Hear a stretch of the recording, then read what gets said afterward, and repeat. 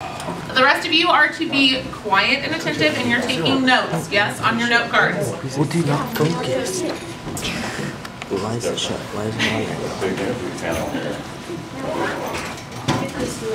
It's fine. It's going to be all the... Think of crazy answers and stuff. You'll do good. You have to travel the world 1 year, so you Travel the world, yeah. Yeah, that's a good one.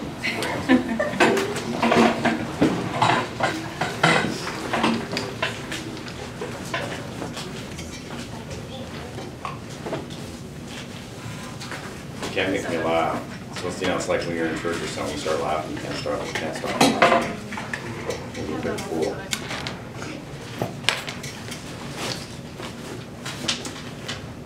You good? Ready? Yep. Okay. So how do you choose appropriate books for high schoolers to read? Okay, so from an administrative standpoint, typically the teachers bring the books forward and they say, we'd like to pick these books.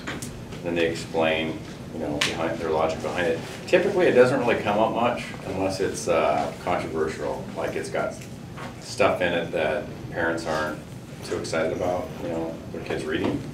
And so typically it goes to the district office, and the way I understand it is they kind of look at it and they review it and then make a decision. Who chooses the books that we read? I think it's the teachers primarily. I mean, they kind of, we have really good teachers at Union, and I think that a lot of our kids, a lot of our teachers look at what our kids like to read, because we try to be really progressive at Union, and if a kid's really excited about the content, they want to learn more and read more, then obviously we want to keep that fire going. We want kids to be excited, and we're trying to get into more choice at Union, so kids have more choices. So the problem gets into budget, because if every kid wants a whole bunch of different types of books, then it goes up in price. So our district's looking at more electronic through it's escaping me right now, but it's like a vending company that goes to electronic, so we can get more choices that way, and then the cost goes down because you have licenseship and you can get other contacts through the electronic media. Makes sense? What is considered appropriate? That's a good question today. So a great example would be at the middle school level, they've been reading a book, and it's about slavery times, and it's about some terrible stuff that's in the content. And is it appropriate? An author makes it up, it's fiction, and so the kids are reading stuff that's all made up from somebody in Hollywood. I know there's parents that aren't excited about that, and then there's other parents that go, no, it makes people really think through a time period, and it gets them engaged in the context, and they have really good, rigorous conversations. So again, I think it goes back to the parents and the teachers and the district kind of come to an agreement of what's okay and what's not okay. Because quite obviously you wouldn't have like something that's terrible, that's just rated R, that kids are reading every day. It's just kind of like, we don't even show a rated R movie, in our school, or if the parents don't want their kids to see it, they can opt out. So you kind of have to have those conversations, what's right, what's wrong, what is appropriate. I know my take on things would probably be more conservative than maybe another parent that might say, oh, that's fine, and no, it's not for some folks, So. What are guidelines to choosing a book? Again, you're asking a great question. I think typically it's district office person's Michael Espinoza. He manages English, and our English teachers look at, they go through a rubric when they decide what is right and what's wrong. I would assume that's what they do. And they come to an agreement again by looking at that rubric. And I would think that a 7th grade reading class is going to look different than a senior high school reading class, as far as the content. Just kind of like in the general public, when a kid goes to watch a movie, if they're 8 years old, they're probably not going to go see a rated R movie, even a PG-13. So I would think that the parents, the teachers, the district, they look at that together. Do I have a specific yes or no, black and white answer? No, but they go through a process and they decide what's okay and what's not. So are we going to start reading on digital devices anytime soon? Right now we're piloting a bunch of stuff, and it's called collections. And like, for example, I know Mrs. Stevens is involved with that, Mr. Moore.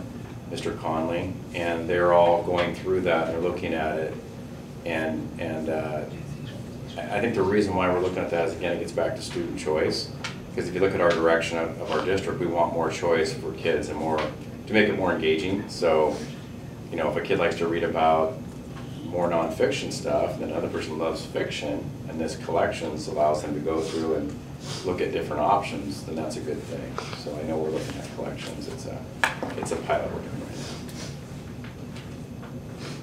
now. Do you read most of the books that the teachers have out, like for the reading lists? I don't.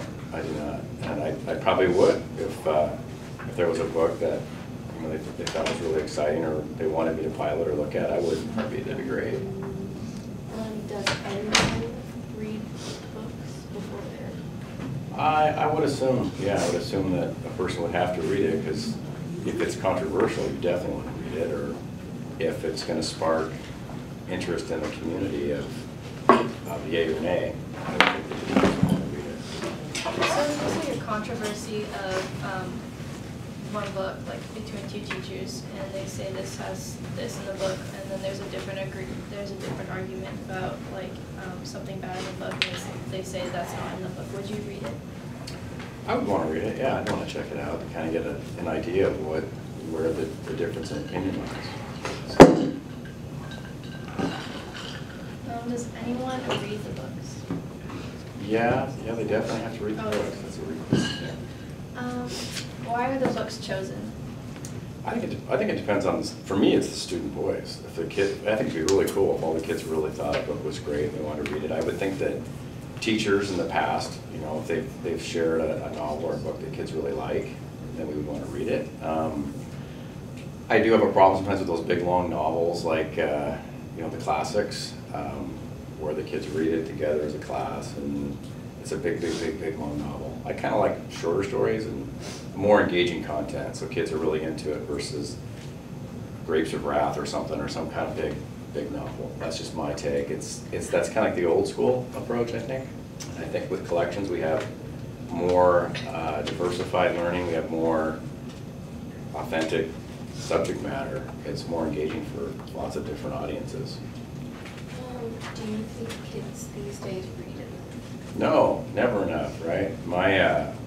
I have an 8th grader and a 7th grader, and when they were really little, small, we would go to Barnes & Noble. That was our date night out. And they got to the point where we'd walk into Barnes & Noble and they'd smell coffee, and they'd go, books, and take off running, you know. And they would read all the time in the back of the car. They'd have little lights on at night. I mean, it just blew my mind that my kids read that much.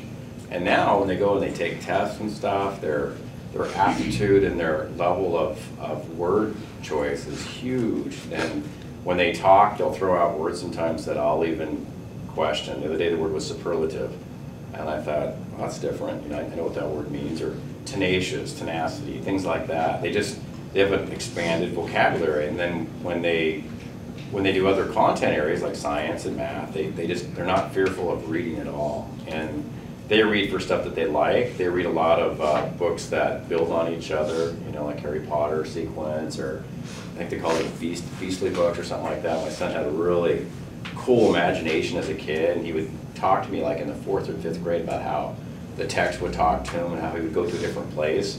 Well, when you watch TV and you see all the garbage that's on TV, it's so nice to escape and just be in your own world and read, and I love that. So I've always been a proponent of reading. I love it. I read every night before I go to bed at my own style of reading.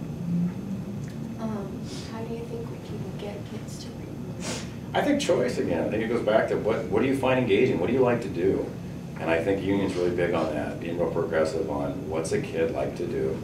Figure out what they like and then go for it. You know, a kid he wants to be a pilot someday. He wants to read about being a pilot, or if it's a lady and she likes to read about, you know, other articles, just whatever it is they find interesting. I think is really cool. Student choice is big, I think. What do you like about books?